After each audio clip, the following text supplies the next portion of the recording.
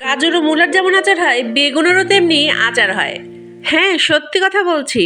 আসসালামু আলাইকুম বন্ধুরা, আমি সিরাজুম মনিরা। আজকে চলে এসেছি আচারি বেগুনের রেসিপিটা আপনাদের সাথে শেয়ার করব। আচারি বেগুনের মূল উপকরণই হচ্ছে বেগুন এবং সরিষা, এবং ফোড়নে যা লাগে আচারে সেগুলোই। আমি একটু বাড়তি স্বাদের জন্য নিয়ে নিয়েছি আলু বোখারা, সেটা ধুয়ে এখন একটু পানিতে ভিজিয়ে রাখছি। একটুখানি তেঁতুল গুলিয়েও রেখেছি। এখন প্যান গরম করে তাতে দিয়ে দিচ্ছি বেশ খানিকটা সরিষার তেল, এবং আমি ফোড়নের জন্য যে রসুন কুচি এবং জিরে রেখেছিলাম তার সাথে রেখেছিলাম শুকনো মরিচ, সবগুলোই অ্যাড করে দিলাম। রসুনগুলো যখন হালকা বাদামি রং হবে আর গোটা ঘর ভরে যাবে ঘ্রাণে, ঠিক সেই মুহূর্তেই অ্যাড করে দেব মোহরি। আপনারা চাইলে কিন্তু সরাসরি পাঁচফোড়নটাও অ্যাড করতে পারেন।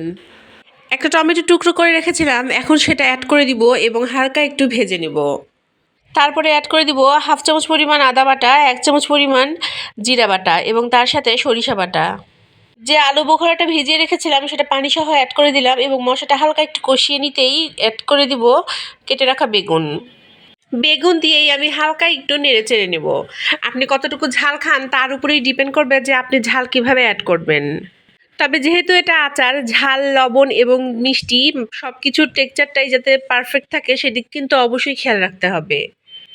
হাফ চামচ পরিমাণ হলুদ অ্যাড করেছি, তবে লবণ কিন্তু এখনও অ্যাড করিনি। এই পর্যায়ে সেই লবণটা অ্যাড করে দেব এবং তারপরে ঢাকনা দিয়ে ঢেকে দেব একটু সেদ্ধ হওয়ার জন্য। মশলাগুলো একটু রান্না হবে, সাথে বেগুনটাও একটু সেদ্ধ হবে, এই পর্যন্ত অপেক্ষা করব। অবশ্যই এই পর্যায়ে মৃদু আঁচে রান্নাটা করবেন। মাঝে মাঝে এমন হয় যে আচার শেষ হয়ে যায় এবং তখন আচার খেতে মন চায়, বা হয়তো রুচি থাকে না, বেগুন ভাজা খেতে খেতে বিরক্ত হয়ে গিয়েছেন, তখন কিন্তু আচারি বেগুনের এই ইজি রেসিপিটা আপনারা খুব দ্রুত এবং সহজেই বানিয়ে ফেলতে পারবেন। সবচেয়ে মজার বিষয় হচ্ছে সাদা পোলাওয়ের সাথে এই আচারি বেগুন খেতে অসাধারণ লাগে।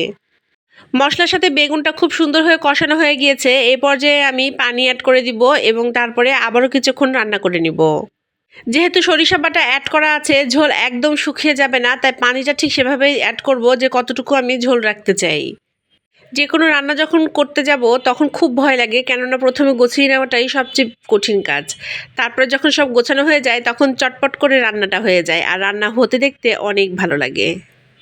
তেঁতুল পানিতে ভিজিয়ে তা থেকে আমি তেঁতুলের কাঠ বের করে নিয়েছি, তা আমি 2 চামচ পরিমাণ অ্যাড করে দিলাম।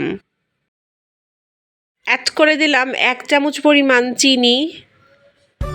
এখন হালকা হাতে একটু মিশিয়ে 3 থেকে 4 মিনিট রান্না করে নিলেই তৈরি হয়ে যাবে আমার আচারি বেগুন। আচারি বেগুন বা বেগুনের আচার নাম যাই হোক না কেন, আমার আগ্রহ শুধুমাত্র এর স্বাদে। আচারি বেগুনের রেসিপিটা এখনও পর্যন্ত যারা ট্রাই করেননি অবশ্যই ট্রাই করবেন, আর এটা কিন্তু ঠান্ডা করে খেতেই সবচেয়ে বেশি মজা লাগে। সবার সুস্বাস্থ্য কামনা করে আজকে এখানেই বিদায় জানাচ্ছি। আল্লাহ হাফেজ।